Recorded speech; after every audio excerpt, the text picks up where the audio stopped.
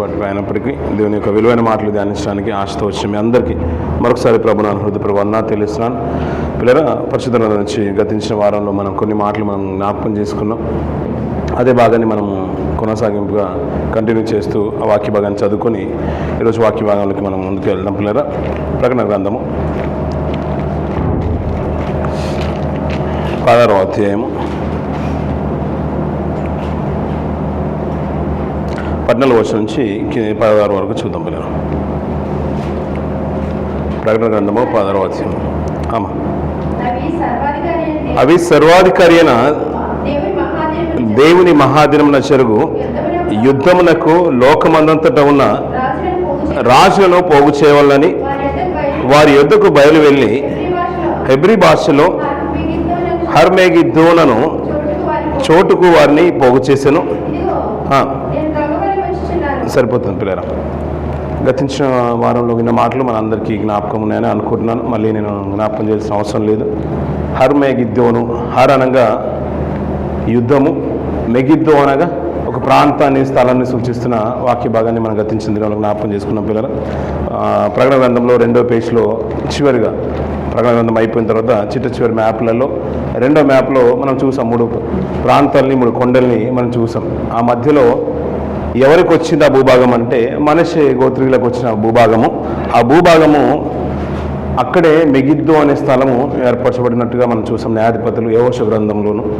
ఆ భూభాగాన్ని పంచుకున్నప్పుడు మనష్యుల దగ్గర సామర్థ్యం లేకపోవడం బట్టి ఇంకా కానానీయులు దాన్ని అక్కడే పట్టు కలిగి ఉన్నట్టుగా మనం చూసాం ఆ మెగిద్దో పరిసర ప్రాంతాల్లో. ఆ 3 ప్రాంతాలు కలిసి, ఆ 3 పర్వతాల మధ్య కలిసే మైదానాన్ని మెగిద్దో అన్నాడు. ఇంకా చెప్పాలంటే ఆ 3 కొండలు ఉన్న మధ్య భాగాన్నే మెగిద్దో పరిగణలోకి తీసుకుని వచ్చేవారు. అక్కడ మంచి మాట ఏమన్నాడంటే కర్మేలు పర్వతము, అలాగే తాబోరు కొండ, నెబో కొండ, ఈ మధ్యలో ఉన్న భూభాగము 11 అంకేసి కనబడుతుంది. ఆ భూభాగాలన్నిటిని కలుపుతున్న ఆ 11 నంబరు మనష్షే గోత్రీయులకు సంబంధించిన భూభాగంగా మనం చూసుకున్నాం. పిల్లలు, 3 కొండల మధ్యలో ఉన్న భూభాగమే మెగిద్దో పరిసర ప్రాంతాలు. ఆ కాలంలో న్యాయాధిపతుల కాలమే కాదు, మనకు అంటే అక్కడి నుంచి మోషే గారి కాలం తర్వాత యెహోషువ గారి కాల తదనంతరము న్యాయాధిపతుల కాలంలో రాజులు యుద్ధం చేసిరనే వాక్య భాగాన్ని మనం చదువుకున్నాం. ఆ మెగిద్దో పరిసర ప్రాంతంలో అంటే రాజులు వచ్చి ఎక్కడ యుద్ధం చేశారంటే ఆ మెగిద్దో పరిసర ప్రాంతంలో, ఆ మైదానంలో యుద్ధం చేసినట్టుగా మనం జ్ఞాపకం చేసుకున్నాం. అక్కడ వాక్య భాగాన్ని మనం చదువుకుని మరి కార్యక్రమాన్ని మనం ఊహించుకున్నాం. పిల్లలు, దాని కొనసాగి ఇంకెందరో రాజులు మరి ప్రస్తావన మనకు కనబడుతుంది ఆ మెగిద్దో పరిసర ప్రాంతంలో. అంటే మనకు దినవృత్తాంతాలు 2వ గ్రంథము 36వ అధ్యాయము చూసుకుని మనం ముందుకు వెళ్దాం. పిల్లరా, 35వ అధ్యాయము 35వ అధ్యాయము అలా 36వ అధ్యాయంలో కూడా మనకు కనబడుతుంది ఆ భాగము. 35వ అధ్యాయము 21వ వచనం నుంచి కొన్ని మాటలు మనం చూద్దాం. పిల్లలు, అయితే రాజైన నెకో అతని యొద్దకు రాయబారులను పంపి, యూదారాజా, నీతో నాకేమి, పూర్వము నుండి నాకు శత్రులకు వారి మీదికే గాని నేను నీ మీదికి నేను రాలేదు నాకు ఆజ్ఞాపించెను గనుక నిన్ను నశింపజేయకుండానట్లు ఆయన చోలికి నువ్వు రావద్దని చెప్పనాజ్ఞాపించెను అంటున్న పిల్లలు. ఇక్కడ ఒక మంచి మాట పిల్లలు, ఇది చాలా అద్భుతమైన మాట. యోషియా జీవిత చరిత్ర చాలా అద్భుతమైంది. మంచి రాజులలో ఈయన ఒక్కడు, చాలా చక్కని రాజు. కానీ అనవసరమైన యుద్ధంలోకి ఈయన చొరబడ్డాన్ని బట్టి తన ప్రాణాన్ని కోల్పోతాడు. వద్దు అని ఐగుప్తు రాజు పలికినా, నెకో పలికినా ఇతను తనకు తానుగానే అతనికి ఎదురు వెళ్తాడు. నేను రాజు అంటే దేవుడైనా అతను మాట్లాడుతున్నాడు, నువ్వు నాతో యుద్ధానికి రావద్దు, ఓ యూదారాజా నువ్వు నాతో యుద్ధానికి రావద్దు, అనవసరంగా నువ్వు నా యుద్ధానికి వచ్చి నీ ప్రాణాన్ని కోల్పోవద్దనే మాట అతను ప్రస్తావిస్తూ చెప్పినా కానీ ఈ యోషియా రాజు వినడు. పిల్లరా, అయినా యుద్ధానికి వెళ్ళి తన ప్రాణాన్ని కోల్పోతాడు. వారు యుద్ధం చేసిన ప్రాంతము అక్కడ ప్రస్తావన తీసుకొస్తున్నాడు. కింది చూద్దాం. పిల్లరా, అయినను హోషేయ అతనితో యుద్ధం చేయగోరి అతని యుద్ధ నుండి తిరిగిపోక మారువేషం ధరించుకొని యెహోవా నోటి మాటలుగా పలుకబడిన నెకో మాటలను వినక మెగిద్దో లోయందు యుద్ధము చేయవచ్చును. ఆ యెహోవా మాటలుగా ఆ నెకో పలికాడంట. పిల్లగా అప్పుడప్పుడు శత్రువుల చేతి నుంచి కూడా, శత్రువుల నోటి నుంచి కూడా దేవుడు మాట్లాడిస్తూ ఉంటాడు. అలా ఇతనితో మాట్లాడుతున్నాను అంటే అతనుకున్న క్యారెక్టర్ చాలా మంచిది, ఆ రాజుకున్న క్యారెక్టర్. అయినా యెహోవా మాట వినక యుద్ధానికి వెళ్ళిపోతాడు, తన ప్రాణాన్ని కోల్పోతాడు. ఏ ప్రాంతం అయ్యి అంటే అది మెగిద్దో ప్రాంతం అంటాడు. ఇంకా మీకు ఎవరైనా గుర్తుకొస్తూ ఉంటే పిల్లరా, మనకు నచ్చిన రాజులలో అంటే ఎక్కువగా మనం వింటున్న మాటల్లో అహాబు అహాజియా గురించి మనం వింటూ ఉంటాం. వారి తరంలో కూడా ఆ రాజు తన ప్రాణాన్ని కోల్పోయింది మెగిద్దో ప్రాంతంలోనే. 2వ రాజుల గ్రంథము 9వ అధ్యాయము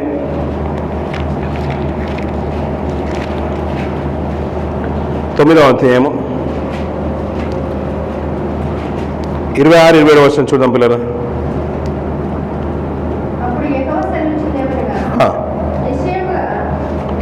అమ్మా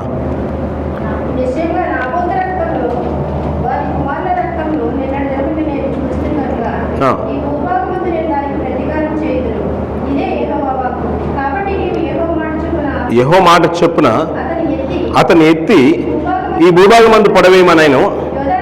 యూదరాజైన అహాజ్యా జరిగిన దాన్ని చూచి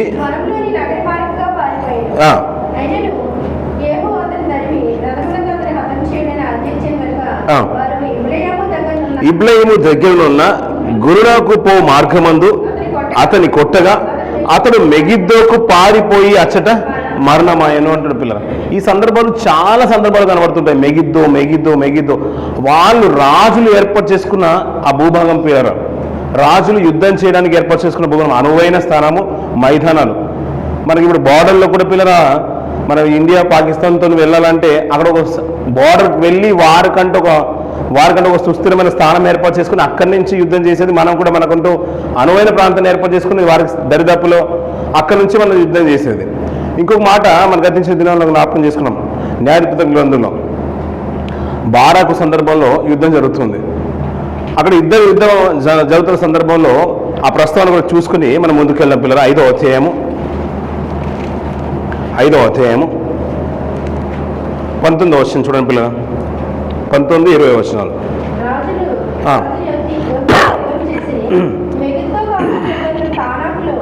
మెగిద్దో కాలువల యుద్ధం తానాకులో కానాను రాజులు యుద్ధం చేసి వెండి లాభం వారు తీసుకోలేదు. ఈ మాట చూడండి పిల్లలు, అద్భుతం అనిపించింది. నక్షత్రములు ఆకాశం నుండి యుద్ధము చేసెను, నక్షత్రములు తమ మార్గములో నుండి సిసేరాతో యుద్ధం చేసెను అంటే పిల్లలు సరిపోతుంది. ఈ బారాకు గారి దెబోరా ఆధ్వర్యంలో ఒక ప్రవక్తనిగా దెబోరా ఉంటుంది. నేను తల్లిగా ఉంటుని ఇశ్రాయేలుకు అంటుంది. ఇశ్రాయేలుకు నేను రాకముందట తల్లి లేదంట, అతను వచ్చిన తర్వాత ఇశ్రాయేలుకు ఒక తల్లిగా ఆదరింపబడ్డది. ఆ దెబోరా ఆధ్వర్యంలో బారాకు యుద్ధం చేస్తున్నారు. ఇశ్రాయేలు అందరూ కూడా సిసేరాతో యుద్ధం చేస్తున్నారు. ఆ సిసేరాతో యుద్ధం చేసినప్పుడు అంటే ఆ యుద్ధం ఎంత అద్భుతంగా ఉందంటే దేవుని ప్రజలు యుద్ధం చేసే పరిస్థితిని బట్టి నక్షత్రాలు యుద్ధం చేసినట్టుగా ప్రజలకు తీసుకున్నారు. మనకు నక్షత్రాలు అంటే దాని గ్రంథాలు అంటారు. ఎవరైతే దేవుని చేత ఏర్పరచబడి అనేకులను త్రిప్పుదురో వారు నక్షత్రం వలె కనిపిస్తారు అంటారు, జ్యోతుల వలె కనబడుతారు అంటారు. అంటే దేవుని పిల్లలు దేవుని ప్రసంగము యుద్ధం చేసినప్పుడు ఏమన్నా అంటే ఆ ప్రాంతం అంతా కూడా మెగిద్దో అన్నాడు.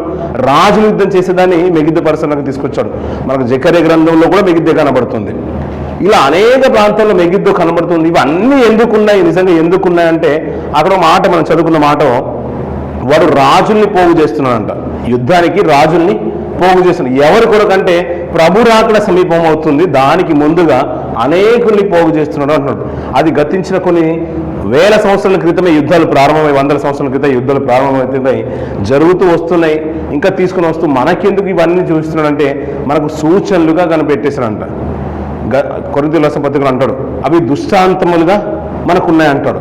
ఈ ప్రాంతంలో యుద్ధం ఎందుకు జరిగిందంటే మనకంటూ ఒక పాఠాన్ని నేర్పించడానికి ఆ రోజులు యుద్ధాలు చేశారు, రాజులు యుద్ధం చేశారు. అది మనకు ఒక సూచనలుగా, దృష్టాంతాలుగా వాటిని చూసి ఏదో మనకు నేర్పించాలనుకుంటున్నాడు పిల్లలు. అది అర్థం అవడానికి ప్రతి మా ప్రస్తావన పరిశుద్ధ గ్రంథంలో మనకు లిఖింపబడ్డది. ఇంకా మెగిద్దో గురించి మాట్లాడుతూ కొన్ని ప్రాంతాల్లో అంటే యుద్ధానికి పోగు చేస్తున్నాడు కదా, అలాంటి యుద్ధమే ఇంకో ప్రకటన గ్రంథంలో ఇంకొక యుద్ధం కూడా జరిగింది. ఆ మాట కూడా చూద్దాం పిల్లలు. 20వ అధ్యాయము 2వ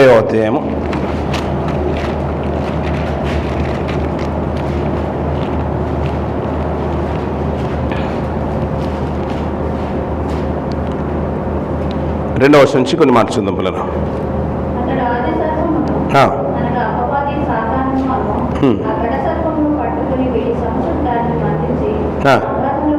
సరిపోతుంది. అలా 7వ వచనం నుంచి చదువుదాం. 1000 సంవత్సరాల తర్వాత బాగానే చెప్తున్నాడు. ఆ 1000 సంవత్సరాలు గడిచిన తర్వాత సాతాను తానున్న చెరలో నుండి విడిపింపబడును, భూమి నలుదిశల నుండి ఎందుండు జనములను లెక్కకు సముద్ర ఇసుకల వలె ఉన్న గోగు మాగోగుల అనువారిని మోసపరచు వారిని యుద్ధమునకు పోగు చేయుటకై వాడు బయలుదేరును. వాడు భూమి అంతటా వ్యాపించి పరిశుద్ధుల శిబిరమును ప్రియమైన పట్టణము ముట్టడి వేయగా పరలోకం నుండి అగ్ని దిగి వచ్చి దహించెను అంటారు పిల్లలు. ఇక్కడ మరొక ఒక యుద్ధం గురించి చెప్తున్నాడు. అపవాది అంటే పిల్లరా, వాడు అంటున్న మాట చూడండి పిల్లరా, నలుదిశల నుండి జనులను లెక్కకు సముద్ర ఇసుకోవాలి ఉన్న గోగు మాగోగు అని వారిని మోసపరచు వారిని యుద్ధమునకు పోగు చేయుటకి అంటున్నాడు. వాడు బయలుదేరేసాడంట. ఎందుకయ్యా అంటే మళ్ళీ యుద్ధానికి పోగు చేస్తున్నాడు, అందరిని రేకెత్తుతున్నాడు, రేపుతూ ఉన్నాడు, మీరు యుద్ధం చేయండి అని. వాడు ఆలోచన ఎలా ఉందంటే ఒకరు ఒక దేశం మీదకి ఇంకొక దేశాన్ని, ఒకరి మీదకి ఇంకొకరిని వ్యతిరేకంగానే ప్రజల్ని పురికొల్పుతున్నాడు. వారు ఎలాంటి వారంట, లెక్కకు ఇసుక సముద్రపు ఇసుక వలె ఉన్నారంట. వారు ఇంకొక ప్రస్తావన పేరు కూడా తీసుకొస్తున్నాడు, గోగు మాగోగు అని వారిని మోసపరచు వారి యుద్ధముకు పోగు చేయటకి వాడు బయలుదేరును. వారు భూమి అంతటా వ్యాపించి అన్నాడు పిల్లలు. వారు భూమి అంతటా వ్యాపించి అన్నాడు. వీరు ఎవరినైతే ప్రలోభ పెడుతున్నాడో వారందరూ కూడా భూమి అంతట్లా వ్యాపించేశారంట, ప్రజల్ని రేకెత్తించడానికి, వారిని రేపడానికి. వాడు అన్న మాట ఏంది, వాడు బయలుదేరును, వారు భూమి అంతటా వ్యాపించి పరిశుద్ధుల శిబిరమును ప్రియమైన పట్టణము ముట్టడి వేయగా అంటాడు పిల్లలు. అంటే పరిశుద్ధుల పట్టణాన్ని ముట్టడి వేయడానికి శత్రువు ఎప్పుడు కూడా అది ఆదిమ సంఘం కాలంలో నుంచి కూడా ప్రయత్నం చేస్తూనే ఉన్నాడు. ఇంకా గోగు మాగోగుల గురించి ఇంకా మనం లోతులకు వెళ్ళడానికి మనం ప్రయత్నం చేద్దాము వచ్చే వారాల్లో. కానీ ఇక్కడ హెజ్కేలు గ్రంథంలో ఒక మంచి మాట మాట్లాడతారు, దీనికి సంబంధించిన మాట. ఆ మాట చూసుకొని ముందుకెళ్ళిన పిల్లలు దోహదపడే మాట. హెజ్కేలు గ్రంథము 38వ అధ్యాయము 2వ వచనం నుంచి చూద్దాం పిల్లలు.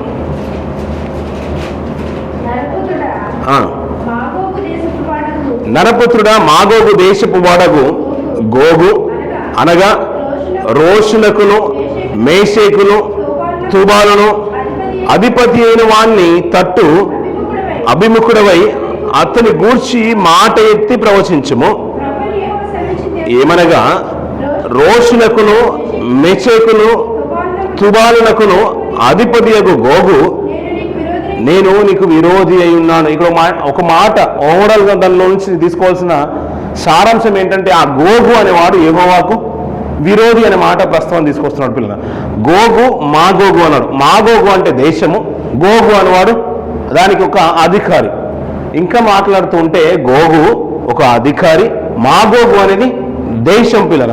ఇంకా అనగా రోషులకు అంటాడు చూసారు పిల్లల. ఇంకా కొంతమంది ఇంకా మన వీలైతే తర్వాత దాని గురించి మాట్లాడదాము. రోషునకు అంటాడు. ఇంకా దాన్ని ఇప్పుడున్న దేశంతో పోల్చుకుంటే రష్యా గురించి మాట్లాడతాడు. రోషునకు మెషకును అంటాడు, మాస్కో గురించి మాట్లాడతాడు. ఇంకా తూబాలు అంటాడు, టర్కీ గురించి మాట్లాడుతున్నాడు. ఈ టర్కీ, రష్యా, మాస్కో దేశాల గురించి చెప్తున్నాడు. అక్కడ ఒక గోగు ఉన్నాడంట, వాడు యెహోవాకు విరోధి. మీరు ఎంతైనా పోగు చేయండి, వాడు దేవునికి విరోధి అంట పిల్లలు. వీరు ఏం చేస్తున్నారంటే అపవాది ఈ దేశాలన్నీ కూడా పురికొల్పుతున్నాడు, రాజుల్ని పురికొల్పుతున్నాడు. దేని కొరకు? యుద్ధానికి కొరకు పురికొల్పుతున్నాడు. ఈ యుద్ధం జరుగుతుంది. ప్రభు రాకడ ముందు ఎలాంటి యుద్ధాలు జరగబోతున్నాయంటే అది మనకు కని విని అని ఎరగని రీతిగా జనుల్ని ప్రేరేపిస్తూ ఉంటున్నట్టు వాడు అపవాది. కొన్ని సంవత్సరాల క్రితం ప్రకటన గ్రంథం రాయబడుతున్న కొన్ని సంవత్సరాల్లోనే కొన్ని జరిగిపోయిన యుద్ధాలు ఉన్నాయి, కొన్ని జరుగుతున్న యుద్ధాలు ఉన్నాయి. ఆదిమ సంఘాన్ని కూడా విపరీతంగా హింసించిన మనకు టైటస్ గురించి మనకు బాగా తెలుసు. రోమ చక్రవర్తి కాలంలో ద గ్రేట్ టైటస్ కనబడుతుంటాడు. సంఘాన్ని విపరీతంగా హింసించాడు. పరిశుద్ధుల యొక్క చాలా మంది జీవితాన్ని చిన్న భిన్నం చేసేశారు. గర్భిణీల యొక్క స్త్రీలను చీల్చి మరి అనేకుల్ని హింసించేశారు. అలా మాట్లాడుతూ ఉంటే ఆ సంఘంలో గొప్ప హింస జరిగిందంట పిల్లరా. అపోస్తల కార్యం 8వ అధ్యాయం మనం చూస్తూ ఉంటాం. ఆ మాట కూడా తీయని పిల్లరా. అపోస్తల కార్యం 8వ అధ్యాయము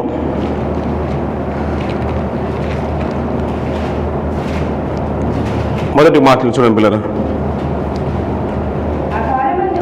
ఆ కాలమందు యెరూషలేములో సంఘమునకు గొప్ప హింస కలిగినందున అపోస్తలులు తప్ప అందరూ యూదయ సమరయ దేశములందు చెదిరిపోయారంట పిల్లరా. పాత నిబంధన కాలమే కాదు పిల్లరా, యుద్ధము ఆ సంవత్సరంలో ప్రారంభమైన అది కొనసాగింపు జరుగుతూనే ఉంది.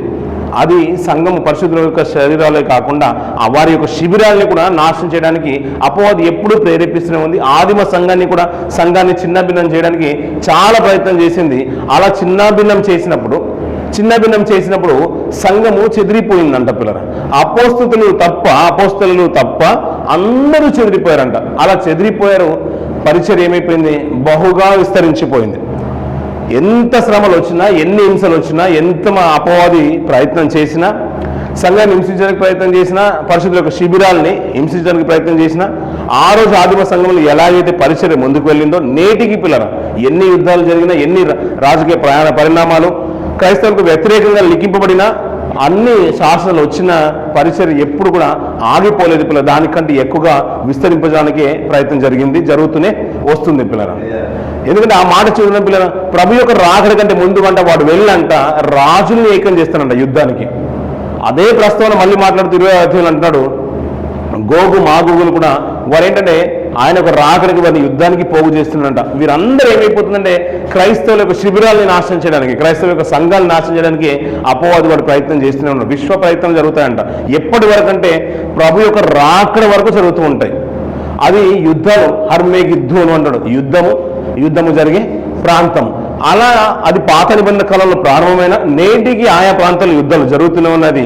ఈ కొత్త నిబంధన కాలంకి వచ్చేసరికి వెళ్ళి ఒక లిటరల్గా మనకు అర్థం అవడానికి ఏంటంటే ఆదిమ సంఘాన్ని వాడు హింసించేశాడు. చెదిరిపోయేలా చేసినా కానీ పరిచర్య విస్తరించిపోయింది, ఆయా దేశాల్లోకి విస్తరించిపోయింది. అది లెక్క పెడితే ఎలా ఉందంటే సముద్రపు ఇసుకరేణుల కంటే ఎక్కువగా సంఘం విస్తరించిపోయింది. ప్రపంచమంతా కూడా విస్తరించిపోయింది. ఇప్పుడు కూడా సంఘాన్ని హింసించడానికి ప్రయత్నం జరుగుతూనే ఉంది. అది శారీరకంగా జరగట్లేదు, ఆత్మీయంగా ఎన్నో యుద్ధాలు, అంతర్గత యుద్ధాలు ఎన్నో జరుగుతూనే ఉన్నాయి. అందుకని పౌలు గారు అంటాడు ఒక మంచి మాట, మనం పోరాడున్నది శరీర రీతిగా కాదు. మన ఈ ఆకాశ మండలం అంటే అది మనం ధరించుకోవాల్సిన విషయం గురించి మాట్లాడుతూ అంతర్గతంగా యుద్ధాలు ఎన్నో జరుగుతున్నాయి. అది శరీరానికి కనిపించేది కాదు, శరీర రీతిగా మనం ధరించుకునేవి కావు. అది ఆత్మీయ సంబంధించిన మాటలు. మా యుద్ధోపకరణాలు శరీర సంబంధించినవి కానే కావు. కానీ అలానే ఏదో చులకన చేసేది కాదు. దేవుని ఎదుట దుర్గాన్ని సైతము చాలనంత బలమేనే అంటాడు. మన పోరాటం అంతది అంటారు. కొరింథీయుల రాసిన పత్రిక చూడండి పిల్లల,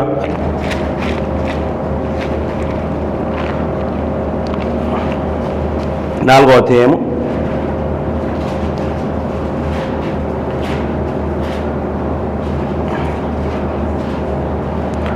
8వ వచనం నుంచి చూడండి పిల్లరా. 8వ వచనం నుంచి కొంచెం మార్చుద్దాం.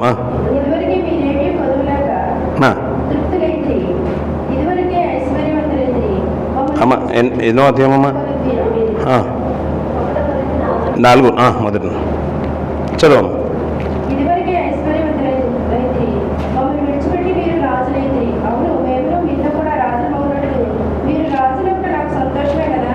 ఏం చదువుతున్నారమ్మా? 2వ కొరింథీకి వచ్చండి అమ్మా. 2వ కొరింథీకి వచ్చండి. ఆ మాట చెప్తూ ఉంటాడు పౌలు గారు.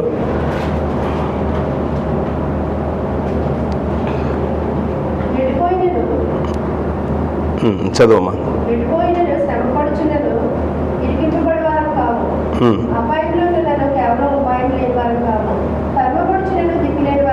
కాము, నశించువారము కాము.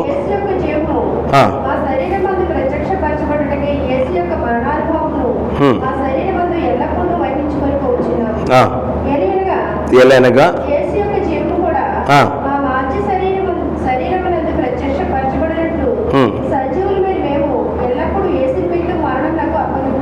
సరిపోతుంది పిల్లలు. ఇక మంచి మాట మాట్లాడతాడు. ఆ మాట నేను చూపిస్తాను.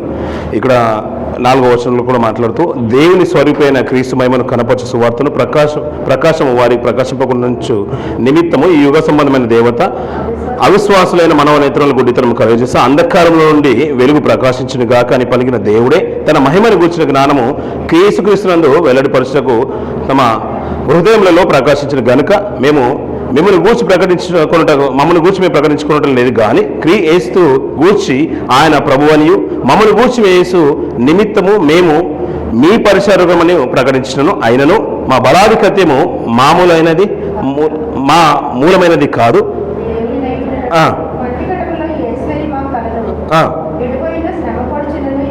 సరిపోతుంది పిల్ల, సరిపోతుంది. ఈ మాట నేను తీసుకొస్తాను. అదే కొరింథీయుల రాసిన పత్రిక 10వ అధ్యాయం 4వ వచనం.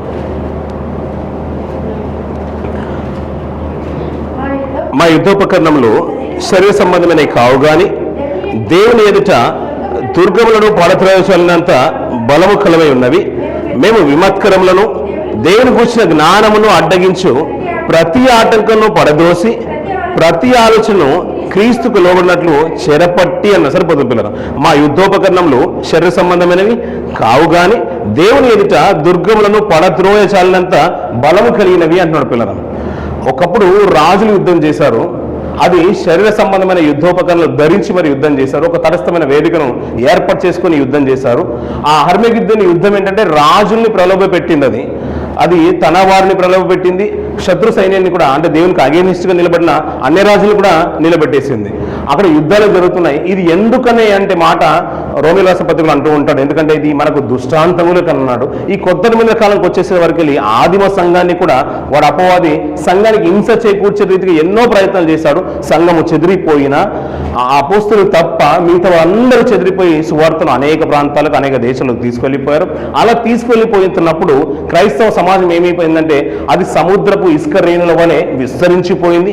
ఆయా దేశాల్లో ఆయా ప్రాంతాల్లో క్రైస్తవులకు అగెనిస్ట్గా ఎన్నో యుద్ధాలు జరుగుతున్నాయి, ఎన్నో రాజకీయ పరిణామాలు దోహదపడుతున్నాయి. దీనిని బట్టి శారీరకంగా క్రైస్తవులు పోరాడకపోయినను అంతర్గతంగా ఎన్నో యుద్ధాలు జరుగుతూనే ఉన్నాయి.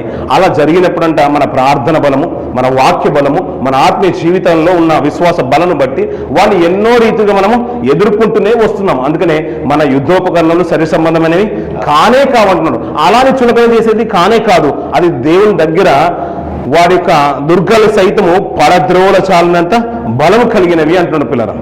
ఇలా యుద్ధాల గురించి మాట్లాడుతున్నాడు పిల్లరా. ఆదిమ సంఘమే కాదు, ప్రకటన గ్రంథము ఆయన రాస్తున్న కాలానికి వచ్చేసే వరకు వెళ్ళి మాగోగులు కూడా మాట్లాడుతున్న మాటలు ఏంటంటే దేశాలు సైతం ఒకప్పుడు పిల్లలు రష్యా విడిపోకన ముందు సోవియట్ యూనియన్గా ఉన్నప్పుడు పిల్లలు అది దాన్ని మించిన దేశం ఏది లేదన్న ఒక బలమైన ఒక ఆలోచన వారి దేశంలో ఉండేది.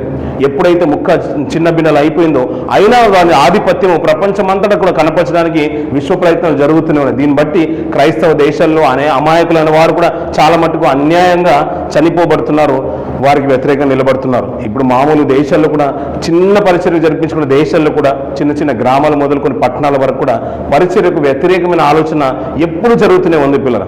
అవి కనిపించకుండా యుద్ధాలు చేస్తుండడానికి సిద్ధంగానే ఉన్నారు. అది దాని అంతటి వెనకాల ఎవరు ఉన్నారంటే ఆ అపవాది ఉంది అంటున్నాడు. వీటందరూ కూడా జనుల్ని పోగేస్తూనే ఉన్నాడంట, యుద్ధానికి పోగేస్తున్నాడంట. ఆ యుద్ధం ఎప్పటి వరకు జరుగుతుంది అంటున్నాడు? ప్రభు రాకడ వరకు జరుగుతుంది. అందుకనే పేతురు గారు అంటూ ఉంటాడు. పేతురు గారు అంటున్న ఆ మాట చూసుకొని ముంచే ప్రయత్నం కూడా మనం చేద్దాం. పేతురు రాసిన పత్రికలో 2వ పేతురు రాసిన పత్రిక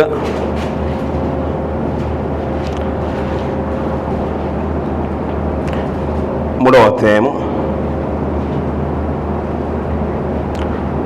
10-11 వచనాలు చూద్దాం పిల్లలు.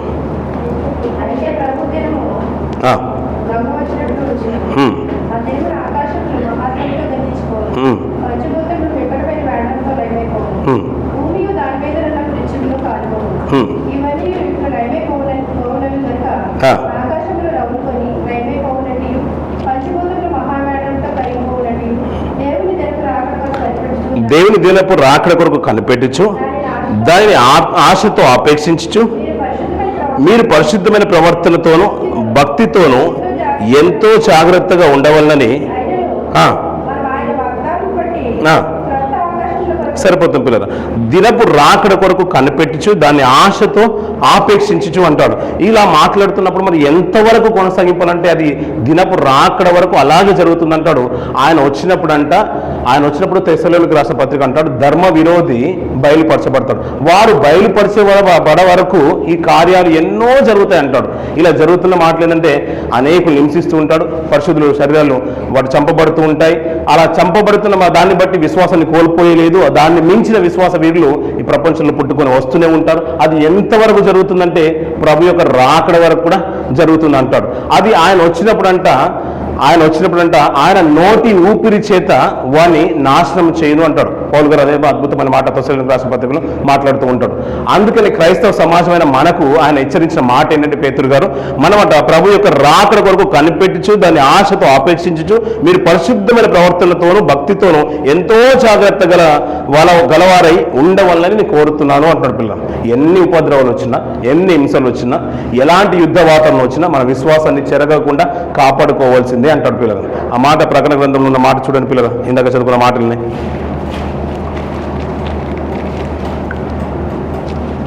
10వ అధ్యాయము. రాజులను పోగు చేయవలనని అదే మాట.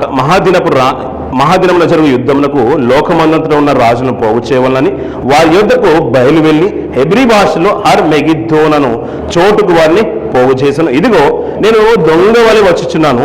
తాను దిగంబరుగా సంచరించుతున్నందున జనులు తన దిశములను చూసురేమో అని మెలకువ ఉండి తన వస్తువులను కాపాడుకునేవాడు ధన్యుడు అంటున్న పిల్లలు. ఆయన వచ్చి రాకడ ఎంత భయంకరంగా ఉంటుందో అలాగే పరిస్థితులు కూడా అంతే ప్రాముఖ్యమైంది కూడా అంటాడు. ఎలాగైతే తన వస్త్రాన్ని కాపాడుకుని మనిషి ప్రయత్నం చేస్తాడో తన విశ్వాసాన్ని, ప్రభు యొక్క రాకడకు తన భక్తిని జీవితాన్ని కూడా అంతే రీతిగా కాపాడుకోవాలంటాడు. పిల్లలు ఇలా మాట్లాడుతున్న మాట ఏంటంటే, వాడు జనుల్ని పోగేస్తూనే ఉన్నాడు. పిల్లలు మన ప్రశాంతమైన వాతావరణంలో ఉన్నామని అనుకోవడానికి లేనే లేదు.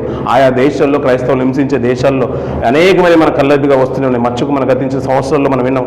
2 సంవత్సరాల క్రితం మన భారతదేశంలో మనం ఎన్నో ప్రాంతాలు విన్నాం. రాష్ట్రాలు సైతం తగులబడిపోయిన అనేక క్రైస్తవ స్త్రీల సమాజాన్ని కానీ, క్రైస్తవుల్ని కానీ, సేవకుల్ని కానీ హింసించి మరి సంఘాన్ని చిన్నభిన్నం చేసి కాల్చివేసే సంఘటనలు మనకు కనబడుతూనే ఉన్నాయి. వీటన్నిటిని బట్టి ఏంటంటే వాడు రేపుతూనే ఉన్నాడు, యుద్ధానికి రేపుతూనే ఉన్నాడు. కానీ దీని అందరికి సూచనలు ఏంటంటే, ఆయన మహాదినపు రాకడ త్వరలోనే సంభవింపబోతుంది అంటాడు. పిల్లలు అర్మేగిద్దోను ఒకప్పుడు ప్రాంతంలో జరిగింది, ఇప్పుడు ఏంటంటే దేశాల మధ్య, అంతర్గత మనసుల మధ్య జరుగుతుంది. అది ఎలాంటి క్రియలకు తీసుకొస్తుందంటే ప్రభు రాకడికే సిద్ధపరుస్తుంది. అందుకని క్రైస్తవులైన మనము మన విశ్వాస జీవితాన్ని, భక్తిగల జీవితాన్ని తుదమట్టుకు కాపాడుకోవాలంటాడు. ఎలా కాపాడుకోవాలి అంటే, తన వస్త్రాన్ని ఏ రీతిగా అయితే తను కాపాడుకుంటాడో, ఒక పవిత్రత కలిగిన స్త్రీలు కానీ సంఘం ఏ రీతి అయితే కాపాడుకుంటో అలాగే మన జీవితాన్ని కాపాడుకోవాలి అంటాడు. పిల్లలు ఈ ధర్మ విరోధి వాడు అలాగే ఉంటాడు. ఎప్పుడు బయలుపరచబడతాడంటే క్రీస్తు రాకల్లోనే, 2వ రాకడ రోజే అప్పుడే బయలుపరచబడతాడు.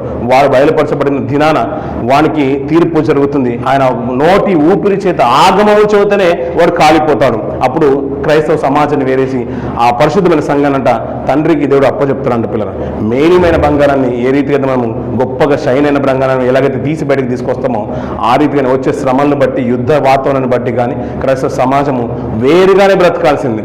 వాటితో ఏకమైపోయి తన విశ్వాసాన్ని కోల్పోవడానికి వీలు లేదు అన్నట్టుగా భక్తుల జీవితాన్ని మనం చూస్తున్నాం. పిల్లలు ఎలా యుద్ధవాతం వచ్చినప్పుడు అంట పిల్లరా, రాజులు అపవాది చేతను కూడా సూచన పంపించేశాడు నెకో ద్వారా. నీకెందుకయ్యా అని యెహోవా మాట్లాడినట్టుగా నోటి మాట చేత నెకోతో మాట్లాడిస్తున్నాడు, హోషేయతోని. అలాగే యుద్ధ వాతావరణం జరిగినప్పుడు ఏంటంటే దాన్ని బట్టి ఏ రాజు చలించినా, ఏ దేశం చలించినా, ఒక వ్యతిరేకమైన తీర్మానం వచ్చినా అది దేవుడు పలికించినట్టుగానే మనం ఆలోచించాలి. ఎందుకంటే ప్రభు రాకడ దగ్గరగా ఉంది అని దాన్ని సూచనగా తీసుకొని మన విశ్వాస జీవితాన్ని కాపాడుకోవడానికి, సంఘాన్ని భద్రపరచుకోవడానికి మనం ప్రయత్నం చేయాలి. దీన్ని బట్టే 2వ తీర్పు ఉండబోతుంది. ప్రభు అలాంటి వారికి ఒక తీర్పులోకి తీసుకొచ్చినప్పుడు అంట పిల్లరా, ప్రతిదాన్ని లెక్కలకు తీసుకుంటాడంట. పిల్లరా ఈ యుద్ధ వాతావరణాన్ని బట్టి మనం నిజంగా జరుగుతున్న పరిస్థితులను బట్టి కానీ, సమాజంలో క్రైస్తవులకు వ్యతిరేకంగా నిలబడుతున్న ప్రతి ఒక్క పరిస్థితిని బట్టి కానీ అవన్నీ కూడా తీసుకుంటే నిజంగానే రాకడ సమీపంగా ఉందని మనకు అర్థమవుతుంది. పిల్లలు ఈ మాటలను బట్టి మన ఆత్మీయ జీవితాన్ని మనం భద్రపరుచుకుందాం, బలపరుచుకుందాం. ముందున్న తరుణంలో మరి ఈ కార్యక్రమంలో పిల్లలు మరి వచ్చే రోజుల్లో ప్రభు చిత్తమైతే కొన్ని విలువైన మాటలు మనం మాట్లాడుకోవడానికి ప్రయత్నం చేద్దాం. ఈ మాటలు దేవుడు దీవించి ఆశ్రయించును గాక.